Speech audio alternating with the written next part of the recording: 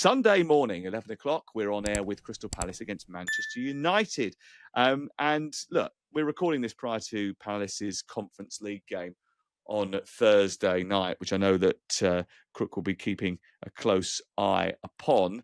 However, Manchester United, should we talk about Monday night, Scott, and how badly they performed? Because they were awful. I'm going back to bed. As you know, the big oaf has only just turned up, and obviously Yes. this is his specialist subject. Let's let him go. Can I just highlight? Should I highlight the text message that he sent? Should I read it out? Yeah. Should I read it out? The one where he says, "Get rid of Amorim now." That one. Go for it. I think a lot of Manchester United fans had the same sentiment after that game. Listen, I thought it was really strange. You were there, Sam. I was watching at home with my boys, and I said to them after about 5 minutes, I said, this is a bit odd. The atmosphere was flat. There was no energy about the team. There was no urgency about the team. And they made it very easy for Everton to settle into the game. And that went against what Ruben Amorim said pre-match when he said we need to be 100 miles an hour right from the start. It was the complete opposite. The red card was ridiculous. I don't know how you covered it on air, but I don't think it's a sending off. I get the argument that he's raised his hand. It sets the wrong sort of mood amongst the younger fans looking, but it's not really a slap, is it? But either way, it's not a red card. I think if you're asking us all, we think no, just crack on, give him a yellow card, tell him to stop being stupid and get on with it. That's I think would be the advice for everyone. Would say that. Danny Murphy said the same thing. David Moyes said the same thing afterwards, and I understand that.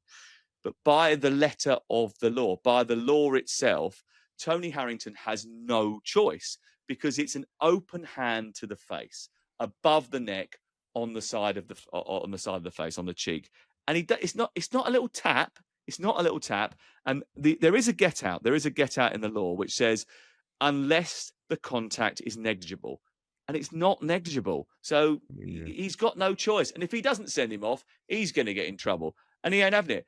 I'm sorry, Idrissa Gana Gueye has got nobody else but himself to blame. He's an experienced player. He's 36 years of age. If you do that, you're asking for trouble. Sorry. No, I agree with that. But listen, either way, United didn't take advantage. And the reason I was so scathing of Ruben Amorim is you're playing 77 minutes against 10 men. Everton don't have any goals in the team with 11, let alone 10.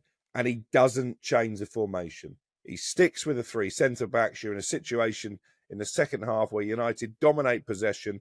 The two players who see most of the ball are Luke Shaw, who quite frankly was abject, and Lenny Yoro, who looks like he doesn't know what to do with the football other than pass it sideways. Even when he makes substitutes, he still doesn't deviate from the system. Now, I know they were light-handed in terms of numbers. Mateus Cunha was a massive loss. Joshua Zirkzee needs to never play for Manchester United again because he's not good enough.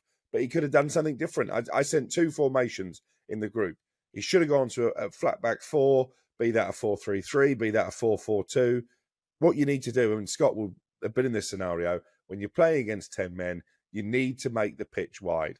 By sticking in a formation, he made it too narrow and he made it too easy for Everton to play against. And this is the problem with Ruben Amorim. There is no tactical flexibility, and you can't claim to be a top manager at one of the top clubs in Europe if you don't deviate from your plan. Because every now and again, something is going to happen during a game where you need to go off-piste.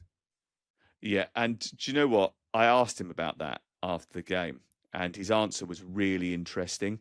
His answer basically said that there was no point in trying to alter the system because there was no way of affecting that area in a significant manner. He said, if I had Harry Maguire in my team, I could have just gone, all right, Harry, you go from centre half and go up front. But he had no option to do that because he was so light. If you looked at his bench, he had Shea Lacey, 18 years of age, never played a game for Manchester United. He was the only offensive player that was left on the bench at the end of the match because he just didn't have the numbers, because of injuries, because of issues. They didn't have the resources. But he also said the other reason for sticking with the system is because that's what the players are comfortable with, and disrupting it too much would only have unsettled them even further. I do think, though, it's a bit route one to go. It's a system. It's a system. It's a system. There actually was another, and also It's not. It's hard. Can How I much finish? does Let he me earn? finish first of all. Ruben Amorim, all he's got is, if I've got Harry Maguire, I'll stick him up front. This is not Well, Mike Bassett, England well, manager. that's because Benjamin Sesko, who they spent an inordinate number of pounds on, is injured, and Cunha is injured. So that's the reason that obviously he said that, and obviously it's worked in the past. Do you think Fergie doesn't put the young lad on? What did he do against Villa when we needed a goal when we were chasing the title? He stuck on Federico Makeda. Yeah.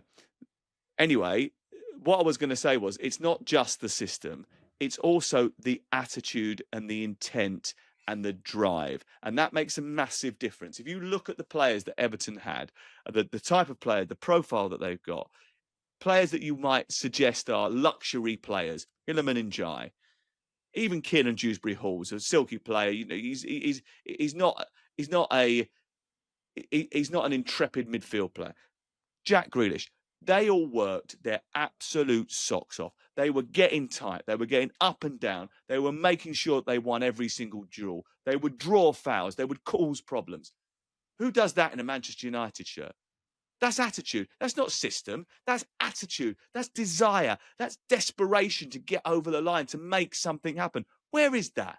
Where is that, Scott? Right. So this is what I was saying when we spoke about Liverpool. Right. There's only so much a manager can do. Although I'll come on to Amorim in just a second. But ultimately, it is down. It's not old school tactics or values or whatever. But it's a good old school values to say you work hard. You absolutely run as hard as you can, as fast as you can, and you do that as a team. And it just feels like certain players either believe that's not what they do and not got them to be a Manchester United player, or the shirt is too heavy for them even now. And we talked about how it would take 3 or 4 windows to turn it around. However, Ruben Amorim, and I'm with Crookie on this, if you're 2 centre halves, and I know Luke Shaw's predominantly a left back, but he's a defensive player who can get forward. If they're getting the most touches on the ball, you've gotten the wrong people on the ball. And you need to find a way to get your best players on the ball. Look, I absolutely, I'm looking at the bench now, and I get what you're saying, and I think this is why I'm not going hammer and tong at Ruben Amorim, and I want him to do really well. So the options weren't quite there, but this has happened on many occasions now where it's not about this particular game. If your centre halves, who really are defenders and not creative players, are getting the most touches on the ball, then your system isn't working. You need your most creative players, your best players on the ball as much as possible.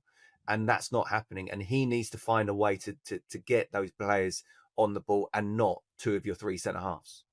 I'm not saying the system isn't a problem. I'm saying it's not the only problem.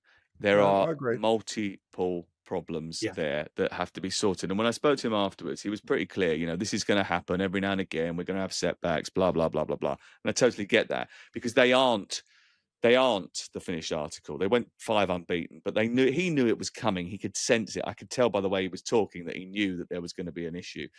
And that's got to be heart desire. I mean, I don't understand why he didn't start with Mount in the first place. Someone who leads the press, works incredibly hard.